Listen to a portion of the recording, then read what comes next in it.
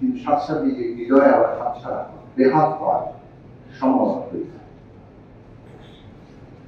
আমরা নতুন রাষ্ট্র কল্পনা করি, কিন্তু পুরনো রাষ্ট্র তারপরে তাকে আবার ভাগ করে।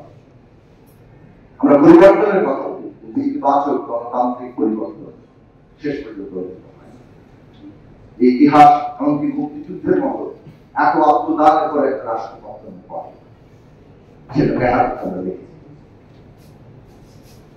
এবং যে প্রতিশ্রুতি ছিল যে সকলের জন্য সুযোগের সমাধান, সাম্য, সবার মানবিক মর্যাদা কিংবা ন্যায় বিচার প্রতিষ্ঠা করে, প্রথম গান্ধী 53 বছরে সেটা হয়নি। আজকে আমাদের শিক্ষার্থীরা এবং জনগণের সকল রাজনৈতিক দলের বিরোধীরা যারা সম্মিলিত প্রতিষ্ঠান মানুষের মধ্যে আবার আকাঙ্ক্ষা তৈরি হয়েছে, ওই সকলের জন্য সুযোগের সমতা, মর্যাদা, ন্যায় বিচার, এবং এই আন্দোলনের তার প্রতিটি একেবারে স্পষ্টভাবে তার প্রভাব ছিল, তার ধারাবাহিক বৈষম্যহীন এই সমাজ প্রতিষ্ঠা কিংবা রাষ্ট্র প্রতিষ্ঠার স্লোগান চলছে, সেটা মুক্তিযুদ্ধের এই সুযোগের সমতা স্লোগান। যখন ছাত্রদেরকে এবং আন্দোলনকারী সকলকে তাদের মর্যাদার উপর আঘাত করা হয়েছে, তাদেরকে রাজাকারের নামে জীবনের চাইতে যে ইজ্জত মর্যাদা অনেক বড়, সেটা নতুন করে আবার তারা প্রমাণ করেছে। প্রত্যেক নাগরিকের মর্যাদা এবং শেষ পর্যন্ত এই খুন তারা যখন করেছেন, তখন বিচার চাওয়া হচ্ছে। এই রাষ্ট্র যে বিচার দিতে সক্ষম নয়, সেটা স্পষ্ট হয়ে যাওয়ার পর ন্যায় বিচারের দাবি হয়েছে এবং আন্দোলন এক দফায় পরিণত হয়েছে এই সরকারকে যেতে হবে। কাজে এটা আমাদের সংগ্রামের ধারাবাহিকতা এবং আবারও সে কারণে ওই প্রতিশ্রুতিগুলো যাতে এইবার বেহাত না হয়, তার জন্য আমাদের সকলে চেষ্টা করব।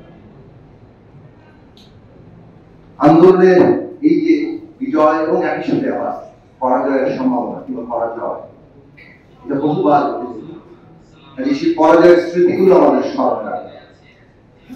কিভাবে স্বাধীন বাংলাদেশের 90 সালে গণতন্ত্রের আকাঙ্ক্ষা দাঁড়িয়ে অবস্থান হয়েছিল, একই সাথে আবার সেই অবস্থান বেহাত হয়েছিল।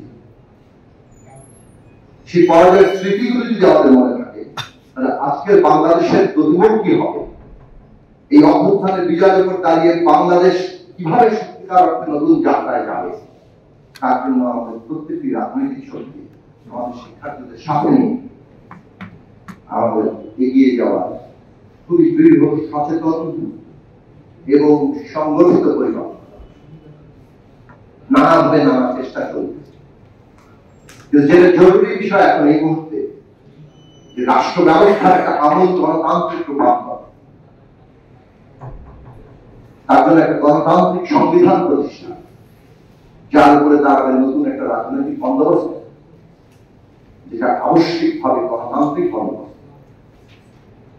সেই প্রত্যেকটি বিষয়কে বাস্তব রূপায়ণ দেওয়া হবে এবং এইটা বাংলাদেশের মানুষের আকাঙ্ক্ষা এই জায়গায় দাঁড়িয়ে। এই আকাঙ্ক্ষা ব্যক্তি কিংবা কোনো গোষ্ঠীর বিষয় নয়, এটা সমগ্র জনগণের আকাঙ্ক্ষা। এবং কাজেই জনগণের সকল অংশ যারা এই আকাঙ্ক্ষাকে ধারণ করেন, তাদের প্রত্যেককে অংশীদার করে আগামী দিনের যাত্রা নিশ্চিত